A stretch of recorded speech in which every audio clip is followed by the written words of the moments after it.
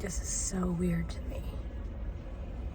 So, I make Instagram stories every day, talking to myself in the car. Every day, talking to myself in the car. I have rap battles, carpool karaoke every day by myself. For some reason, mentally, when I turn on the camera to vlog, I get so insecure. I think it's so funny. The more I try, the more I think about it, and the more anxious that I get. But I want to try something new, and I want to try a different format for expressing myself. So I'm trying my hardest to create more vlog-like content. People have been telling me for years that I need a YouTube, but I'm an overthinker chronically and a perfectionist. So I get on here and I watch everybody else's YouTube, and then I think, oh wow, well, I don't have that cool setup, and I don't have that cool background, and I don't. So I start comparing myself to all these other people that are established on YouTube, which is like the worst thing you could do, because they get paid to be on YouTube, right? So one would argue that they really should be doing better than me at this, because that's your job, and I'm just over here trying to have fun. You'll notice that I lose my voice a lot. There's nothing wrong with me that I know of. I just talk too much. I talk very loud a lot. I try to project at work a lot. I'm a dog groomer, if you don't know that. I've been a dog groomer since 2004, so it's January of 2023 now. So in June, I'll be at 19 years professional pet grooming.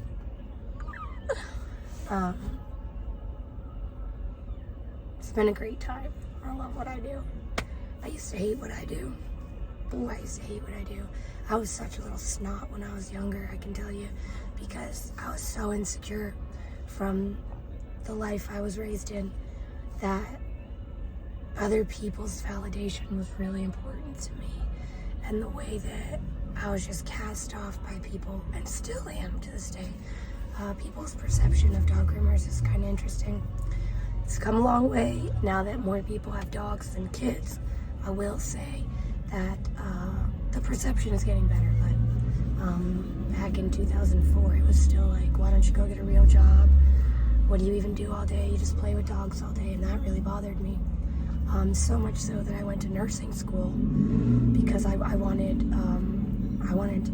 the esteem of being a nurse.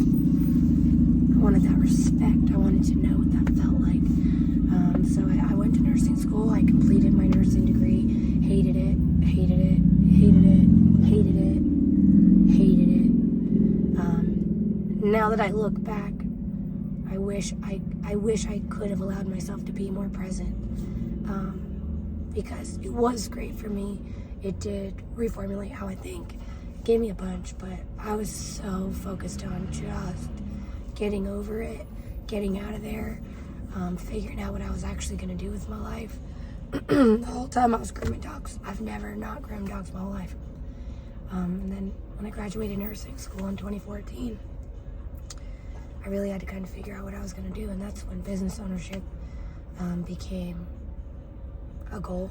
And so I worked on that, started my own business in 2017. Been doing it ever since. This year is a really big year for me. Well, every year for me is a big year, honestly. It's kind of funny to say this year because every year is kind of... I'm a very fortunate person. I am very well connected to the source energy. And so with as many blessings as I get on a daily basis, you know, there's an equal and opposite amount of chaos and malarkey. So I have a very balanced life, but it's beautifully chaotic and all over the place. So for me to say this year is comical because last year my entire life came crashing down.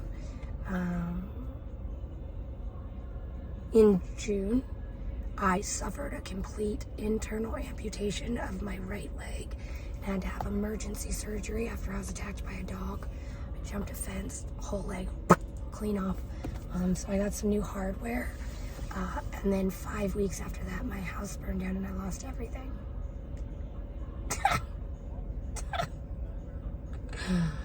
That was about 6 months ago. Actually 6 months to the day that I broke my leg. So today, 6 months ago, my life changed. And it was the most horrifically terrifying experience I've ever endured. I've never had an injury like that before, so that was terrifying. On so many levels. So many levels. Powered through that, and then I got knocked down again. And the reason why I say this year is important is because all that happened for me last year really shaped my perspective. Really kind of changed how I'm looking at things, which is so funny because I'm doing the same stuff, but I'm doing it all for different reasons. And it's just really kind of working out for me. And I really, really want to kind of document this from here. I wish I would have had the vulnerability, and I can go back. I have footage that I shared personally, you know, like on Instagram and stuff. So, I mean, I guess if I really, really chose to like delve into, you know, who I am before today, I could share that. But moving forward from that, I just noticed so much coming into my life, so much going on within myself, within other people, that I'm almost afraid to not start documenting it because I don't want to miss the opportunity to really be able to relish in where I started. I'm 35, so I'm a middle-aged lady now, which I love getting older. I am one of the few people now. Closer to 40, it is getting a little like, whoa. But I love being in my 30s. I love every part of it. Oh my gosh. It's like, because I didn't make really bad choices in my 20s financially. So like, I have good credit. I have no debt. So I'm just living my best life out here. Really working hard, owning businesses, just like, whoa. But for a long time, I struggled with accepting who I am, allowing myself to be happy. So I'm very good at self-sabotage, very good at only allowing myself so much success. Those are my strong points. And this last year, it was a doozy, but it was everything that I prayed for, because all I wanted was to become formidable. And I wanted to get out of my own way. And I wanted to believe in myself, and I just didn't know how. And I knew that I was the problem, but I didn't know how to get out of my own way. And so I prayed. I really actually just prayed. And in this day and age, it sounds like a funny thing to say. What did you do? I prayed. I literally just prayed. I let my ego go. I set my pride aside for a moment, and I prayed. I prayed with no one else around me because I had nothing else to lose. I just was done. I was really struggling, really. And when you get to a certain point in life, people, they don't really listen to you anymore. So even if you tell them, I was literally telling people, I want to kill myself. I don't want to do this anymore. And it's like they try their hardest, but at a certain point, people's perception is, well, what's your problem? But the problem is, that is the problem. At a certain point, somebody, when you struggle with that much, like that degree of mental illness, at some point, that is the issue, actually, is I had everything I ever dreamed of, everything I ever wanted, and I still did not feel fulfillment. I still did not feel validation. I felt like Sonic the Hedgehog running into a wall, spinning my wheels while all my coins just rained everywhere, and I just didn't want to do it anymore. Man. I just didn't want to do it anymore. And then it was crushing. Because if you can't be happy with everything you ever asked for, you'll never be happy. You'll never be happy. So then what? Then it gets dark, and then it gets scary. It gets really scary. And the part of that that's a beautiful thing is when it gets that dark and scary, you really got to start looking for the why, because the why is the light that you need to hang on to. And I just lost touch with why I was doing anything, with what my motivation was. I just was lost. There's no other way to say it than I was just lost. I had checked off every box of superficial success, and I didn't give a shit about it. I don't care. I didn't care. I went to work every day with a crusty, funky attitude so I could create more chaos for myself, so I could reinforce in my own mind that I didn't really deserve everything that I wanted, and that's why I was here, and this was as good as it was going to get for me.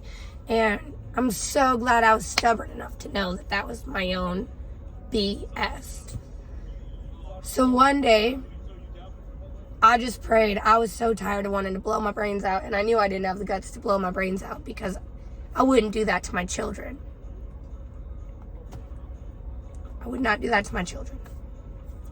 So I was like, you gotta figure it out, kid. And I really didn't know what to do, and I just prayed. I haven't prayed in a genuine way since I can't even remember. I was angry. I was done with religion because the people in my life that were religious growing up, they were half the people that treated me poorly. They were half the people that made me feel less than, which was interesting because I thought Jesus liked people like me, right? Like, I was born in the gutter. I didn't have any parents. I didn't have anybody to help me out. I thought Jesus was on my side. So to me, to be so heavily judged and ridiculed through organized religion, I just couldn't deal with it. I couldn't deal with it. So I was angry for a long time, and I really turned my back on religion. I always remained connected spiritually, and I would say the universe. You know, I'm connected to the universe and the spirits and the energy and the source power.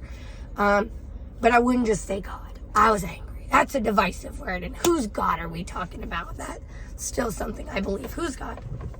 Why is mine right? Why not yours? Even if we agree. That was what kept everything at bay. And so one day I just really got sick and tired of being sick and tired. And I just literally prayed with an open heart. I didn't really think much of it. I just prayed for clarity. I prayed to be formidable. I prayed for strength. I prayed for God to remove everyone out of my life that was holding me back. Be careful when you do that. I prayed that day. And then I started getting all these little moments, signs, if you will. Weird stuff. You can roll your eyes, but I don't care. You gotta look for it. You gotta be willing to receive it. A lot of little moments on social media. The first thing was randomly in my For You. I very rarely look at that, but I was scrolling through the For You, and it was a sound bowl about frequency and vibrational healing, and it said, listen to this noise 12 times and you're guaranteed to feel better. And it's so stupid, but I don't know why I just listened to it, and damn it, I felt better. So stupid. And I remember going to work that day like, you have to listen to this, you have to listen to this. And they all looked at me like I was so stupid. Oh, they all looked at me like I was so dumb, and I didn't care.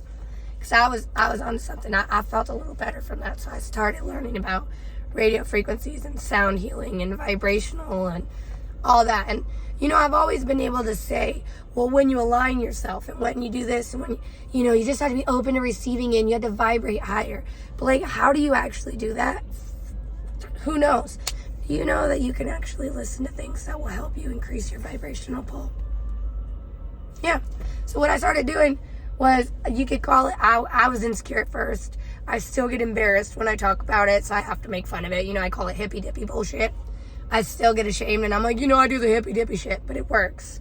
So make fun of it all you want, but I actually started listening to these radio frequencies at night and healing vibes, healing vibrations. And it actually, things started feeling better. And then when things started feeling better and I started feeling better, all of a sudden, everybody just left. All this chaos just ensued, and my whole life just completely... It was like a deer on ice skates all year last year. Just could not keep it together. Just bleeding money. I didn't even know I could bleed so hard. Bleeding money. Just getting kicked and kicked and kicked and kicked. And then all that other stuff happened. And then I realized, after my house burned down, that one really got me. And I spent about 3 straight days in the fetal position. I'm not exaggerating. Yeah, that was hard. The house really, it was an electrical fire. Started in the attic. The whole roof collapsed. My animals were trapped inside. Most of them lived. The house got me. I spent 3 days in the fetal position after that. And I did feel like I was going to die. I did. And then I remembered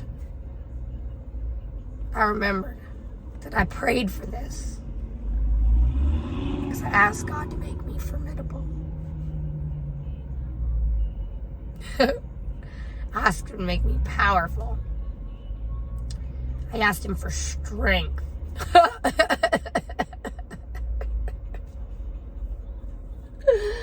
I asked him to get rid of all the people in my life that were no longer serving me. And if you don't know, people I thought were my friends for 10, 15 years never once reached out. Didn't even try to help me. That's okay. That's okay. Don't cry for me, Argentina. Because those people that I thought were my friends for years and years and years, they showed me in that moment that our time had come to an end. And it actually left me open to all these new people that were actually trying to help me.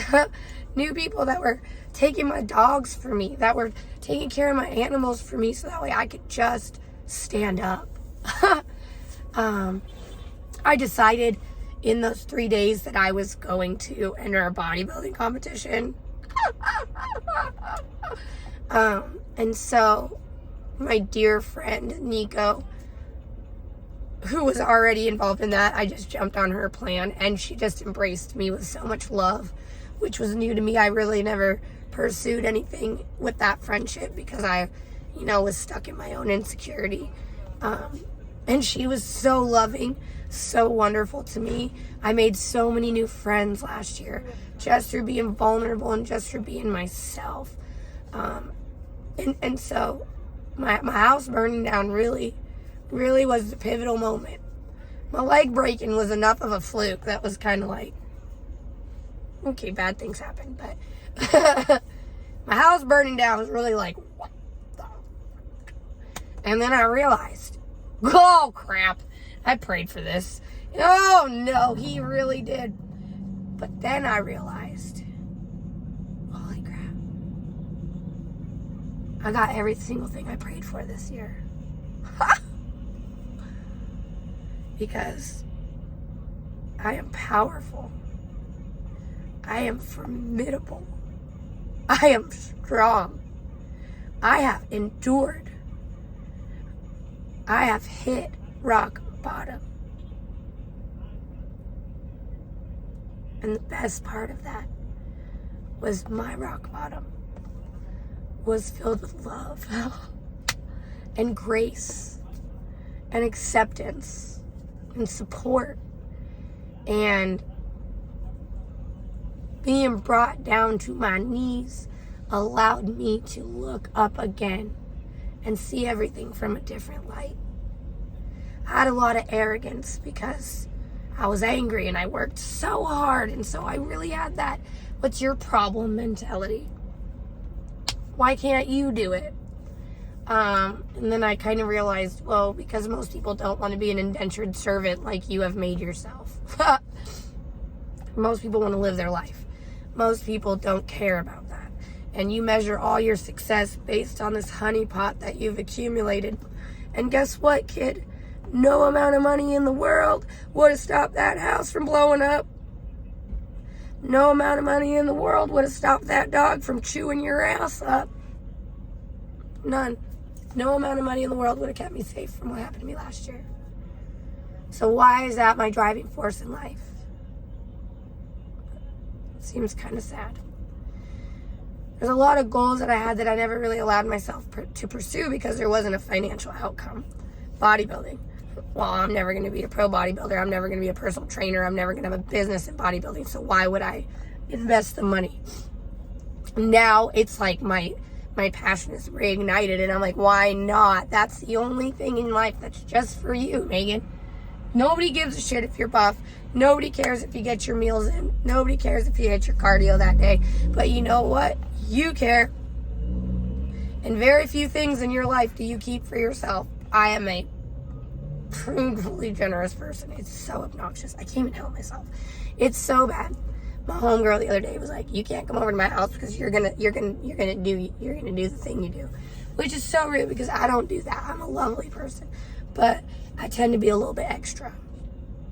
And if I got it, I guarantee you got it, and I guarantee you probably got it before I got it. Okay, that's just who I am. I just love to give stuff to people. So, bodybuilding is the only thing that's really for me. So I signed up for a bodybuilding competition. Now I'm getting into poodle grooming competitions, which is terrifying.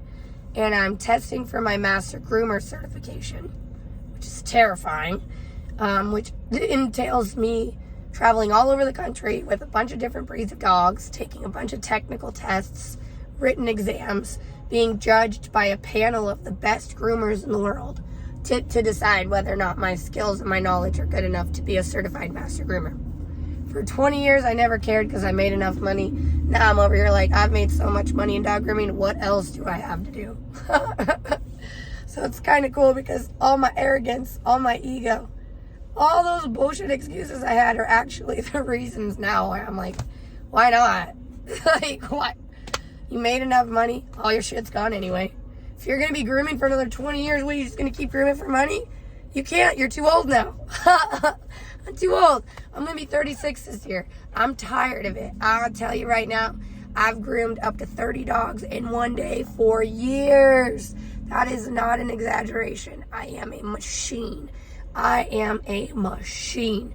And I do a good job of it. But I'm too old for that. I don't like to live in that trauma mode anymore, and I don't need the money anymore. It just doesn't do it for me anymore. So now what? Now I want the fulfillment. And that's the knowledge and the respect that I feel within myself by pursuing something that has no monetary impact just because I want the knowledge.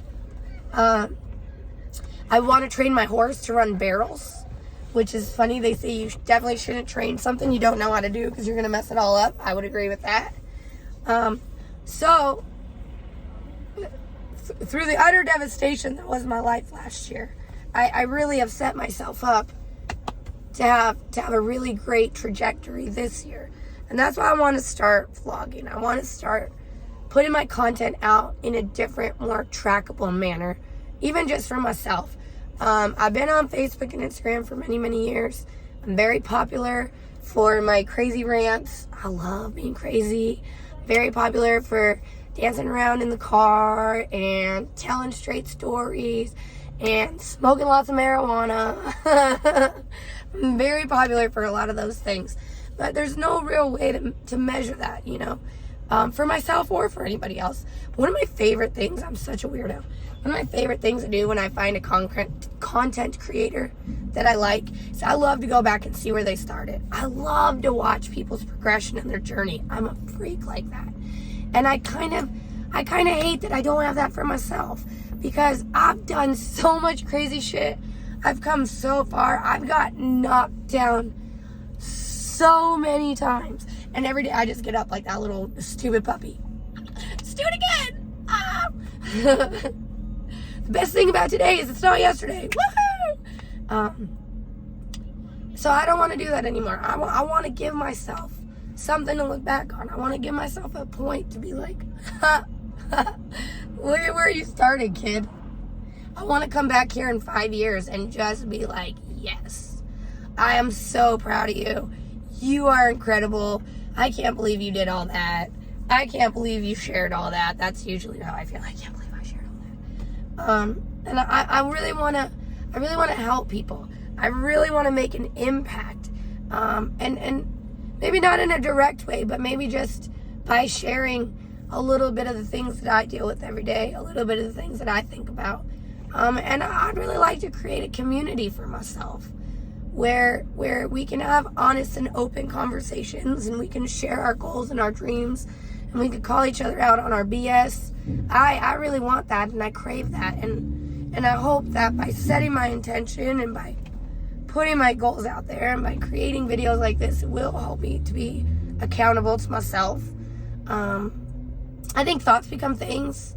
I know thoughts become things. I know that if you're willing to dream it and if you can believe it, that you will achieve it. It's super corny, but it's super true.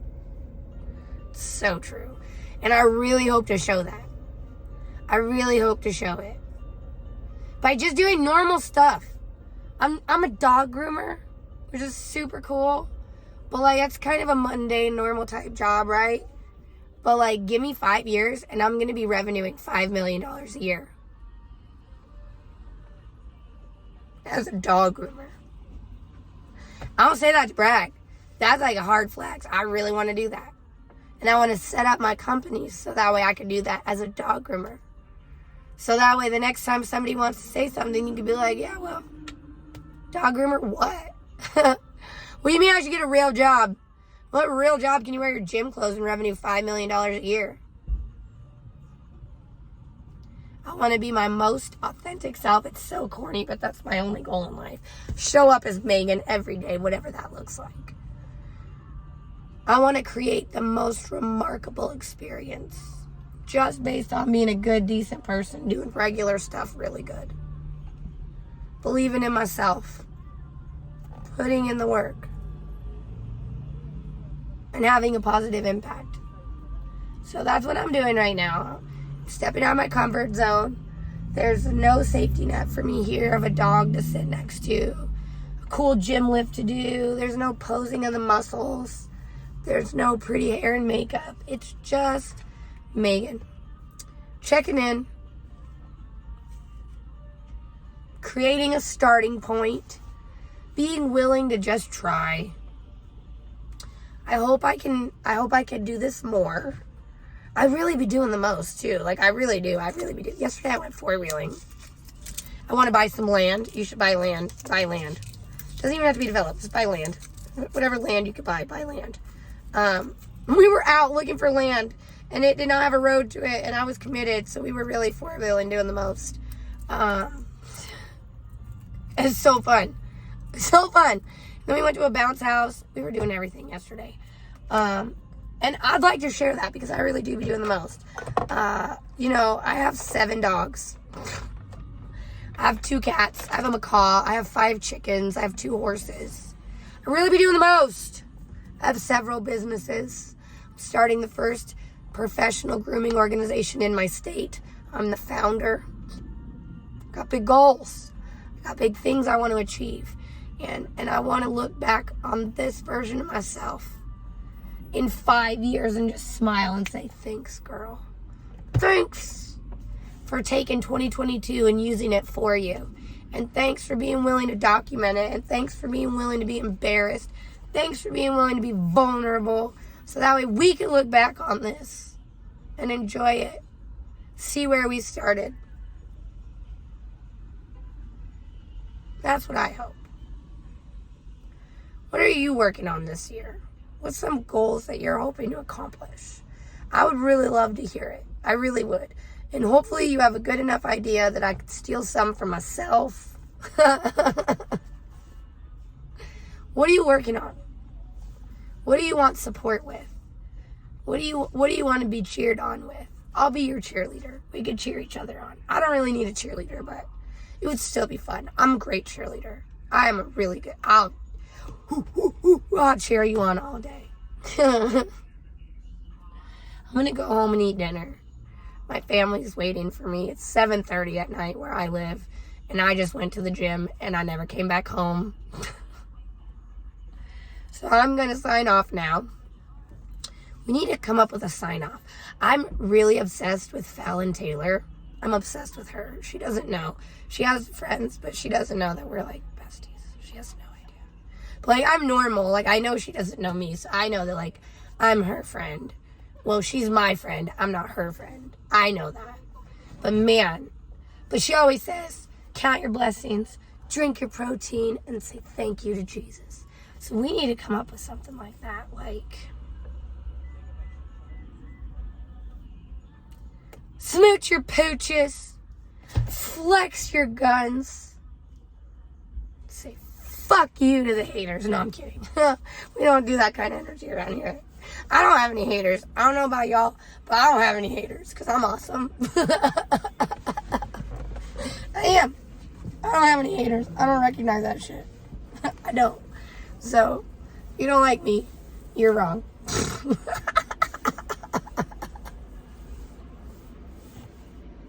Yeah. That's what we should think of, though. I think we should have something about smooching our pooches. Because I love my poops. My little smoochy pooches. Alright, well, I'm gonna go now.